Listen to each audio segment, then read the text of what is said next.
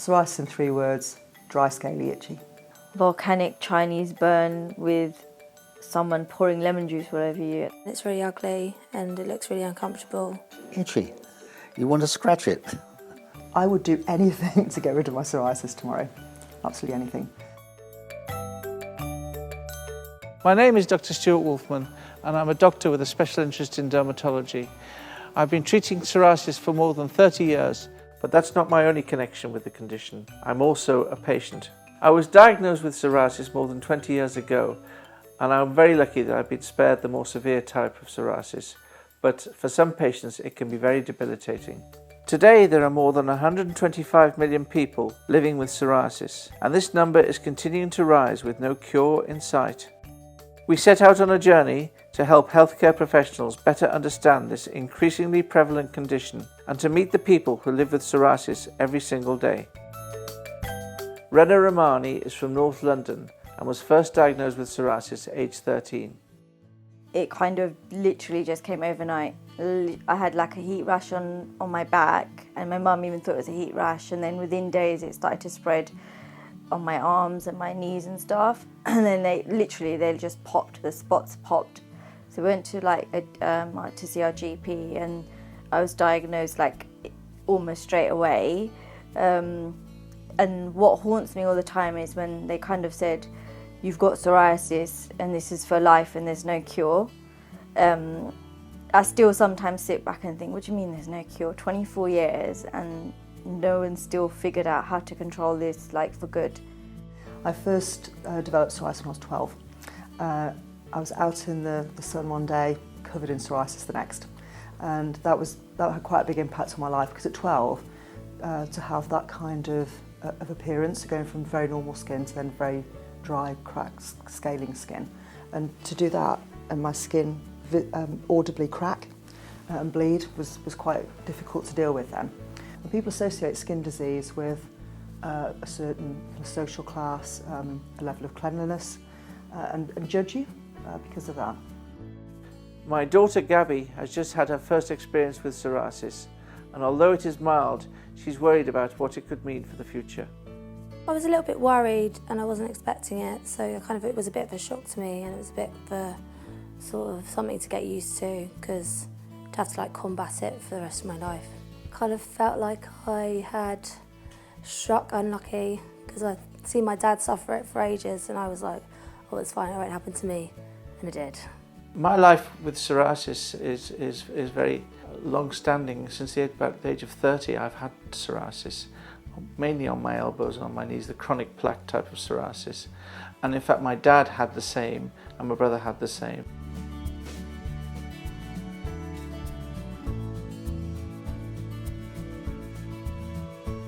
I've gone through a number of GPs in the same practice, and then when I've moved house, same again. Because it's almost as if they have a list of, we've tried that, now let's try that, now let's try that, without thinking what it is they need to achieve with psoriasis. But they don't think about the symptom, the kind of treatment the patients will want, how long they're likely to use it for, and recommend or prescribe a particular treatment for that patient. In spite of the fact that up to 90% of patients suffer from itch, this symptom is often ignored when managing psoriasis. It is a traditionally held view that psoriasis does not itch, but other skin conditions such as eczema do itch. Interestingly, we hear a very different story from people who live with the condition every day. Psoriasis does itch for many people, it is extremely uncomfortable for many people, and it is unfortunate that so many textbooks and articles state something different. I think there's a lack of education out there. I sometimes get really frustrated with the healthcare professionals, because it's like, what do you mean it doesn't itch? Itch is like mad. I've been to see consultants in the past and they said, well, psoriasis doesn't itch. You have no idea what you're talking about. I think when patients start scratching their skin, the first thing that comes into mind is that they've got scabies or some infectious disease. This is not the case. People often scratch their skin when they're anxious or when they're nervous. But in psoriasis, they scratch the skin when the skin gets very dry. It's often very satisfying to scratch a plaque of psoriasis. Jack is 92 years old and lives in North London. While his psoriasis is well managed and doesn't affect his life too much, The itch bothers him. It's been with me for some years. I can't remember exactly how many, 10 at least. I think stress brings it on. I feel when I have a lot of pressure, it seems to erupt. It's not something I've accepted happily. It's a very itchy skin, which is not pleasant because you scratch. And it's not embarrassing because it's very private, but it's alarming because you just don't want to scratch. It doesn't look nice and doesn't feel nice. The itching is ridiculous. Like, sometimes I've scratched during the night so badly that the bed sheets are covered in blood, my pajamas are stuck to my skin, like I've caused like tears, I've caused infection because of my nails, itching, I've ended up actually being admitted into hospital because my psoriasis has been so severe. I would say that psoriasis is itchy, but not in the same itchy as mosquito bites when you're on holiday. It's kind of like a more of a localised itch, and it's kind of a bit more of a tickly itch that you just kind of a bit more reluctant to itch because you know that it opens up and becomes way more kind of like moist and sensitive and ugly. While non-sufferers refer to psoriasis as just a skin condition, it is often the psychological burden that is the real problem. For years I didn't speak about it. I bottled it up for years because I didn't know how to.